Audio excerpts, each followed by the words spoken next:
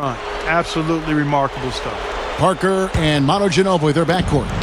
Steven Jackson is out there with Boris Diaw, and it's Duncan in at the pivot spot manning the middle. So that's who San Antonio starts the second one. Matt Bonner, he's checked in for San Antonio. Splitter comes in for Boris Diaw. And Doris Burke has a report for us from the sideline. Well, guys, Blake Griffin has been a huge hit in the media capital of Los Angeles, but Blake doesn't want to get caught up in the fanfare. He said, I want to be a great basketball player. I don't necessarily want to be a star. I'm not in it to be famous. I want to try to be the best. Guys, his focus squarely on winning. Well, they say when you win, all that other stuff comes anyway. So, we'll find out. Thanks, Doris. Eric Bledsoe is checked in for Jamal Crawford. Here's Parker on the mark with the 15-footer. Parker's got the first basket of the second quarter for the Spurs. And when you talk about the long tenure of Greg Popovich, going back to Clark's comment, he's had so much success during that time. Look at the numbers. 5th all-time in winning percentage, 3rd all-time in playoff victories, and, of course, the 4 NBA championships. The offensive rebound. Griffin passes to Bledsoe. Buries the long-range jumper. Bledsoe's got himself going with the triple, his first basket of the game. To the paint, Jackson, guarded by Odom. Jackson gets the bucket. That's an old-fashioned finish there, guys. Going to the finger roll to get the easy 2. Sometimes teams don't age gracefully. And when your stars start to age, all of a sudden the team goes south. But the Spurs have managed to maintain a very high level of play, even with Ginobili and Duncan getting older. Back to Parker. Bonner. His three-pointers off the mark. Boy, they're fortunate. The defense was taking a big chance, leaving him that wide open behind the arc. Here's Parker. Gets it to go. And now it's a 3-point Spurs lead. The Spurs have gotten older, as you've said, Steve, but, they've made the most of it. And I think, Clark, that adds to just how smart they are. They're high basketball IQ. Without question, Kevin. And the big thing you see with them getting older is that the top guys get rested more. They're not playing as many minutes. And that you saw quite a bit of that towards the end of last year. Here's what San Antonio's going with right now. Tim Duncan, he's checked in for Matt Bonner. Diaw comes in for Splitter. Kawhi Leonard's checked in for Steven Jackson. And Gary Neal subbed in for Manu Ginobili. And Billups gets it to go. It's been interesting to see how Chauncey Billups' career has changed as he's grown. Early on, he was known more as an offensive point guard, and then he became a playmaker for the Pistons during that championship season in that era. And now he's really become a spot-up shooter and a dead-eye marksman for his club. And that's not to say that he can't do anything else, but he has really stepped up his shooting from deep. Not a lot of guards can go from carrying the ball handling duties to being a catch-and-shoot guy, but Chauncey has made the transition quite smooth. And Paul gets it to go in. Boy, Chris Paul is such a joy to watch. A technician offensively, if you will. Always alert, ever in control, and he typically exploits whatever mistakes the defense makes. Gets the bucket. Diaw's got his first points in this one. And the Clippers decide to take their first time out here. Now we talk about Chris Paul, one of the premier ball handlers in the league, and Steve, he can get anywhere he wants to on the court. Yeah, and that's because of his incredible strength, Kevin. It's very deceiving. Paul doesn't look like the biggest guy, but he's really, really strong. And so all he has to do is get just a step by his defender, and then he's got the strength to hold him off and then create enough space to knock down that shot. The Spurs making a switch here. Green's checked in. The Clippers also changing it up. Blake Griffin, he's checked in for Hill. And it's Crawford in for Chris Paul. Billups dishes to Crawford. 6 on the shot clock. Shoots over Leonard. Cans it from short range. Crawford's got his second bucket of the night. Here's Neal, who's guarded by Billups. Tries to save it. Out of bounds, the Clippers take possession. And why don't we quickly go to the 2K leaderboard and find out which shooting guards have been the hottest at the free throw line this season. Number 1, Jamal Crawford. He's just a guy that you do not want to send to the line. I mean, defenders always have to think twice about initiating any contact with him because of that great percentage. Yeah, and it allows him to be really hard charging in regards to getting to the basket. That's an advantage you enjoy as a perimeter player when you're so good at getting to the basket and converting free throws. You know, a good way to get to the top of the Western Conference is to have the most wins when playing other Western teams. The Spurs did that with a great mark on the year. Jordan sets the pick for Crawford. Griffin, he's guarded by Diaw. Here's Jordan. Chance there to take the lead. Missing. Spurs have gone 5 of 7 from the field here in the second. And Neal kicks to Duncan. The dish out to Diaw. Defended by Butler. Nice ball movement by San Antonio. Offensive rebound. Here's Leonard. So he gets the whistle. Contact on the way up and 2 shots coming up. Easy call there. No question about that one. You could hear the impact from where I am. We always hear about how tough and brutal the West can be, Steve, but the Spurs made it look so easy with how they handled their conference schemes. Yeah, it was really shocking, Kevin. I mean, everyone knew the Spurs would be good, but not that good. They went 35-13 against other Western teams, and that winning percentage interconference is really what allowed them to get that #1 seed going into the playoffs. Here's what San Antonio's going with right now. Matt Bonner, he's checked in for Duncan. Splitter comes in for Boris Diaw. Manu Ginobili, he's checked in for Daniel Green. And Tony Parker subbed in for Gary Neal. Leonard hits them both. With the moves they made in the offseason before the start of last year, the Clippers became a team with instant playoff pressure and expectations. They were actually expected to make the playoffs, and they did. Jordan, the pass to Bledsoe. And they're unable to get the tying basket there. Ginobili dishes to Parker. Kicks it out to Ginobili.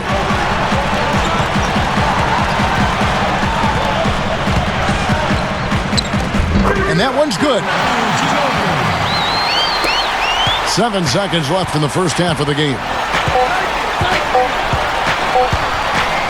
It'll count. And no good trying to get that one. And a tight game here as we end the first half. It's the Spurs up 5. And coming up now, it's the Sprint Halftime Show with Damon Bruce. We'll return with the start of the third quarter in just a while. And now, brought to you by Sprint. Time now for the Tuesday Roundup, coming to you on 2K Sports. At the midway point, the Spurs are playing well. This game's lived up to its billing. 2 fantastic teams duking it out. They've benefited from some excellent contribution from their bench, providing scoring in bunches when called upon. It's been a major advantage. Manu Ginobili stood out in the early going. We've also seen some help out of Tony Parker. And doing their best to stay alive, the Los Angeles Clippers. They'd like to forget that first half. Coach has not been happy with what he's seen out there, and they'll likely come out with major adjustments. Chris Paul hasn't made much of an impact so far. An abysmal field goal percentage. The shot not cooperating. And we'll see you next time. Second half about to get underway in San Antonio. So long, basketball fans. Welcome back, everybody. The start of the second half getting underway. Both teams battling hard through the first half. Look at Tony Parker. What a contribution. Now, it's been nothing but positive for this team. The way he's been really selective with his shot making, been very unselfish. I think this has been an efficient performance for him. I agree with you, Steve. Very few questionable decisions, if any, from him, as he has always looked for the best shot every trip down the floor. I mean, I like the fact that he's judicious in his approach. Well, we've got a moment. Let's set the floor. Brought to you by Gatorade. All fueled up for the second half. Setting the floor for the Clippers. Ron Butler, Blake Griffin, and DeAndre Jordan, their front line. It's Chris Paul and Chauncey Billups at the 1 and the 2. The shot is off. The Clippers go the other way with it. Vinny Del Negro now in his 5th season as an NBA coach. He spent 2 years coaching in Chicago, now in his 3rd year with the LA Clippers. Here's Griffin. Here's Jordan. And the layup falls. Jordan's got his second bucket tonight. He has such a great feel for how a missed shot is going to come off the rim. Really plays those angles well. That's exactly why he consistently beats defenders to the ball. Let's go now to the sideline and catch up with Doris Burke. Hey, Doris. Gentlemen, the acquisition of Chris Paul by the Clippers, greeted famously by Blake Griffin, who joyfully said to teammate DeAndre Jordan, "Lob City," after hearing the news. That name took on a life of its own, becoming Lob Angeles in time. But the team started to back away from it, making clear that highlights weren't the emphasis. It was winning. But maybe the more meaningful reaction from Griffin was this: "The only thing I'm going to promise is that when you hear the Clippers, it's not going to be a joke anymore. I can guarantee you that." Kevin, love it. They've got probably the best team in franchise history. We'll see where they go next. Just 1 of 4 now to start this third quarter. Nice defense from Billups. Well, going back to Coach Vinny Del Negro, 14-year playing career, 12 in the NBA, played a couple years in Italy. His best NBA year, Steve, with the San Antonio Spurs. Yeah, Vinny was an excellent shooter, particularly in the mid-range. Loved to come off low screens along the baseline, curl into the lane, and shoot over the top of the defense. Had a good feel for the game, could run the floor a little bit. So a nice, solid player in the NBA, and has turned into a good coach as well. And the basket by Diaw. Well-executed possession. They controlled the shot. Nicely done. Los Angeles calls timeout. Well, you think about what Chris Paul meant to the Clippers, guys, not just on the floor, and that's pretty obvious. He's one of the best point guards in the league, if not the best. But it had more to do with the identity of the team. I think people took them seriously after that deal. And in fact, in L.A., there was a budding rivalry between the Clippers and the Lakers for, who was the city's best team. And that had never been a question before. Now let's take a look now at some of the numbers for Tim Duncan. 14th in blocks. And, of course, he's in the top 15 in rebounding, so a very strong presence in the paint. Steve, something else that you pointed out was that his interior defense hasn't been too shabby at all. I mean, he's got some terrific block numbers. Ginobili kicks to Parker. Tries again. And it's going to be 2 free throws. Drew contact on the shot. It's amazing, guys. Tim Duncan's still a factor at both ends of the floor. He's not quite the scorer that he was in his youth, but his defensive presence and the leadership that he brings to his team is amazing. Yeah, he's a terrific passer, whether it's setting up teammates out of the post or hauling in rebounds and making smart outlet passes to get the transition game going. Love his calm demeanor and the ability to stay even-keeled out there. And he makes the first. For so long, Steve, it seemed that the Clippers were always the second fiddle, but with Chris Paul ending up there and not in a Laker uniform, it just changed the whole mindset, Clark, it seems, of the franchise. And if you've had the tough breaks that the Clippers have had over the years, one big moment or big player acquisition like a Chris Paul can really move your franchise in a totally different direction. And it's Paul penetrating. Gets the 14-footer to fall. Paul's got his second basket of the game. I'll tell you what, he's made more than a few of those in his career. Parker kicks to Splitter. That drops, and it comes off an assist from Parker. And the Spurs lead by 9. And defensively, you've got to try to keep the ball on the perimeter. Yeah, he's not going to miss those, not often anyway. The defense has to muscle up and deny him that position to have a chance.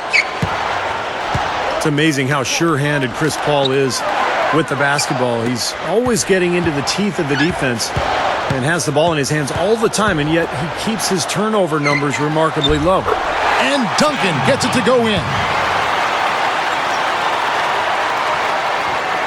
Clippers trail by 9. Now here's Paul, averaging 20 points per game. Paul gets a screen from Griffin. Over Parker. Again, the miss by Paul. And the thing you notice with Chris Paul is the way he'll maneuver into the paint so deliberately. He shields the ball.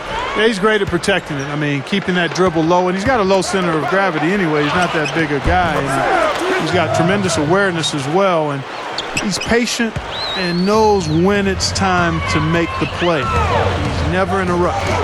Duncan, defended by Butler. They get it back. Splitter, that's good. Splitter's got 9. They continue to barrel their way inside, and when's the defense going to adjust? Well, I'm asking the same question myself, partner. I mean, that's 8 points out of their last 10 coming inside. And the Spurs with some changes. Boris Diaz checked in for Duncan. Kawhi Leonard comes in for Steven Jackson. And it's Green in for Manu Ginobili. And then for the Clippers, DeAndre Jordan's checked in for Griffin.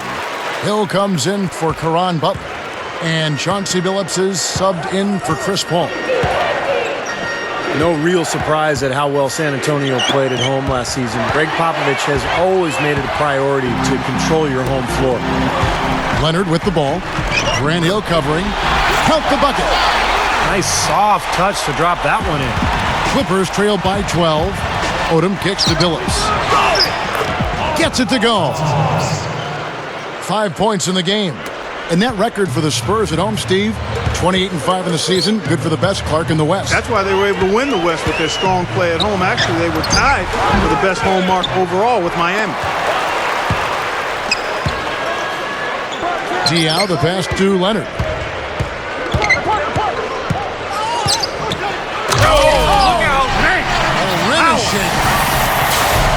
That's taking it strong right there. Yeah, finishing in style. You can feel a sense of anticipation when he heads for the hoop because that's what he can do. And that last replay courtesy of Sprite. It's 9 seconds separating the shot clock and game clock. Passes it to Hill. Sinks that one from the post. Spurs leading by 10. They get a hand on it. And that one's good. Hill's got 4 points this quarter. They're not as aggressive from the outside here, but maybe they should think about stretching the defense a little bit, like they did in the first half. I mean, stretching the defense makes it easier to score inside, too. That's good. And some instant offense coming for them after that steal. Yeah, that's terrific, beautiful transition basketball. No chance at all for the defense to get back and set up. And the shot is good.